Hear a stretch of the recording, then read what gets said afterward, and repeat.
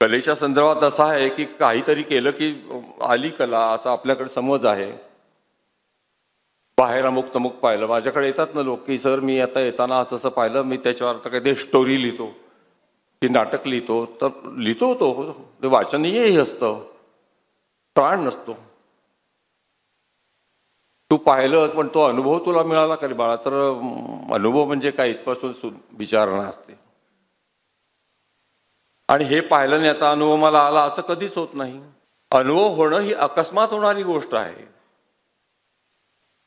अनुभव घ्यायला निघतात आपल्याकडे लोक की मी आता हिमालयात जाऊन हिमालयाचा अनुभव घेऊन येतो, किंवा मी गंगेत पोहून येतो तो अनुभव घेऊन येतो. अनुभव घेतो, पण तो अनुभव घेताना मी सतत बघत असतो मी अनुभव कसा घेतोय आणि कशा पद्धतीने माझ्याकडे अनुभव येतोय. ही अनुभवाची एक दुसरी आणि जरा निम्न पर्याय आहे. पण अकस्मात माझ्या अंगावर अनुभव येऊन आदळणं बेसावध असताना, तेव्हा माझा जो प्रतिसाद असेल त्या अनुभवाला तो खरा अनुभव. त्याची वाट पाहावी लागते. जे मी लेखक होतोच म्हणून अट्ट धरून बसले त्यांना सतत बाहेर बघून काहीतरी शोधावं लागतं. महाबळेश्वरला आलं की लिहिला लेख, ॲम्स्टरडॅमला आलं की लिहिला लेख, असं त्यांचं चाललेलं. उत्तम लिहितात,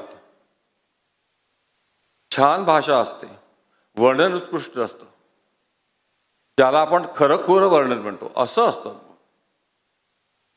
साहित्य मूल्यही त्याच्यात असतं. माझ्या दृष्टीने साहित्य मला, मी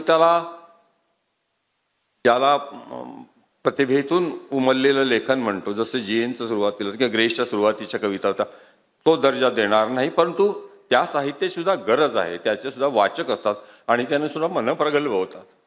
मी मूल्यनिर्णय करीत नाही आहे, अजिबात करीत नाही.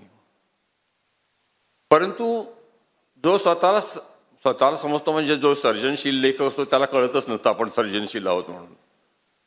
पण लिहायला लागलं की प्रत्येकाला आपण सर्जनशील आहे असं वाटू लागतं. हा ताप आहे. जो अक्षरशः तो ध्यासच घेऊन आलेला असतो तो कामातच असतो, त्याला वेळ नाही आहे आपण सर्जनशील आहोत की नाही याचा विचार करायला. भोगत असतो, जगत असतो, त्यातून काहीतरी निर्माण होतं आणि त्यातून जेव्हा रेटा वाढतो आणि त्याला गरज वाटते तेव्हा तो लिहितो. अनुभव आला तर लिहितो. की मला तुम्हाला स्वतःला छान अनुभव सांगतो की ऑस्विट्समध्ये आम्ही हे पाहून आलो. म्युनिकला असताना सगळं नाझीच्या छळ छावण्या, तिथे कसे ज्यूज मारले गेले तो इतिहास तर आपल्याला माहीत होतो, इथले फोटो अमुक सगळं पाहून आलो. माझ्यावर काही परिणाम झाला नाही, कोरडाच होतो मी. तिथून मी नागपूरला परत आलो आणि जाताना मला एकदा रस्त्याने जाताना एवढीच चप्पल दिसली, एक लहान मुलीच्या पायातली गुलाबी अशी चप्पल असते ना, काय त्याला असं फ्लॉपीज म्हणतो, एकच चप्पल होती. माझ्या मनाची कोण मुलगी असेल, छोटीशी पोरगी असेल, बहुतेक रिक्षातून पडली का काय, का गरीबाची मुलगी आहे का काय झालं. आणि ती मुलगी आठवली मला